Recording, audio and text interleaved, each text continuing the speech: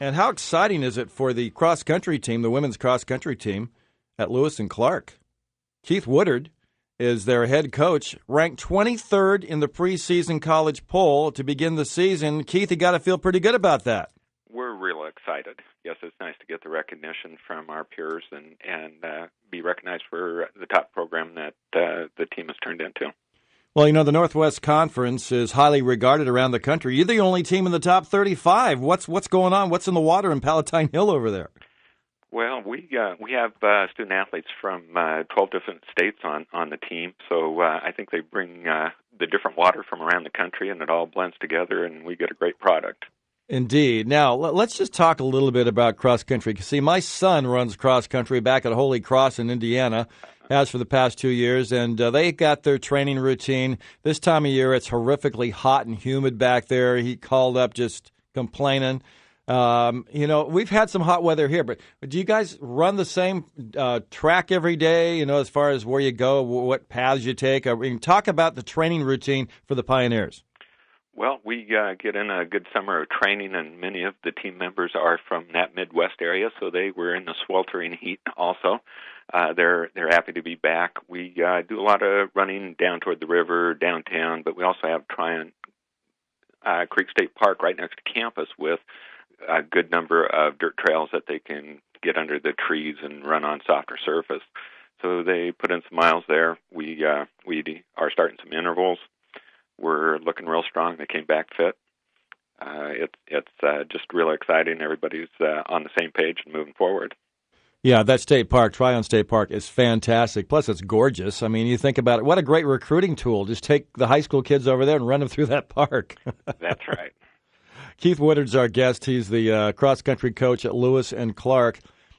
For folks who aren't that familiar, when it gets to the meet status, how far are most of the cross-country events? And I know many times they're run on golf courses. Talk about that a little bit, Keith.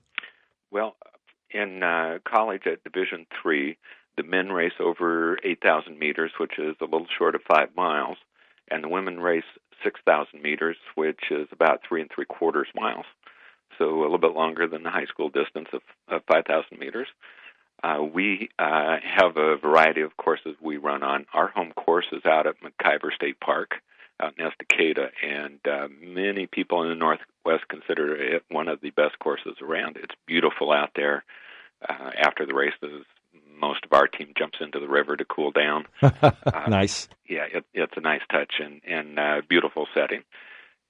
There are many other variety of courses out there, some a little hilly, some have some interesting terrain to go through. But we look forward to the challenge of all the different courses that are out there. You are a Division III school, of course, in NCAA. Talk a little bit about the different philosophy you have when it comes to student athletes compared, because Oregon State, other schools that also have cross-country and track and field. What is your main focus, Keith? Obviously, you want to win, you want to develop student athletes, but talk just maybe the nuances that Division III has compared to Division I. Well, one of the big things that we're noted for is that there are no athletic scholarships at Division III. However, there's lots of financial aid and merit awards that people can apply for and obtain. What we're looking for are balanced student athletes. We're looking for the high-profile academic who is also an outstanding athlete.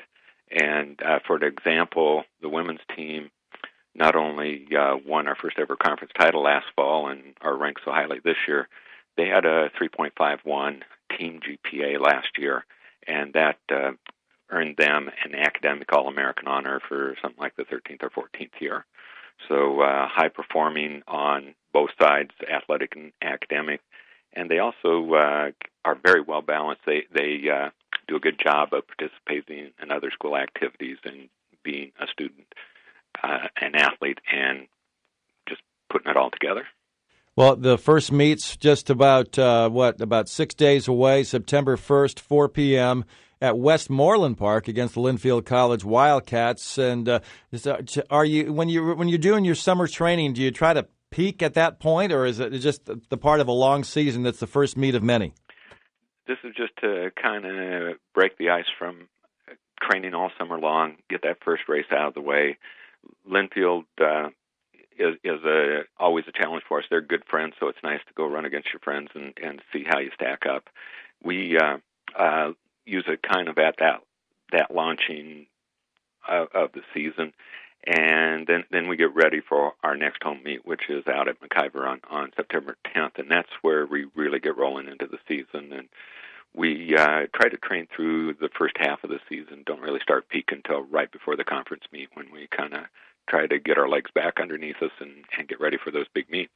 So on the 10th, it's the Lewis and Clark Invitational, and who's all going to be involved in that? Well, we still don't have all the entries in yet, but normally we have 3 or 4 of the other Northwest Conference schools like Linfield and Pacific and George Fox, and occasionally we'll get some of the other small schools from the metro area, and we may get some Washington schools in as well. Excellent. Keith Woodard, hey, appreciate you coming on the show tonight. Congratulations on the preseason ranking. Good luck against the Wildcats and throughout the whole fall.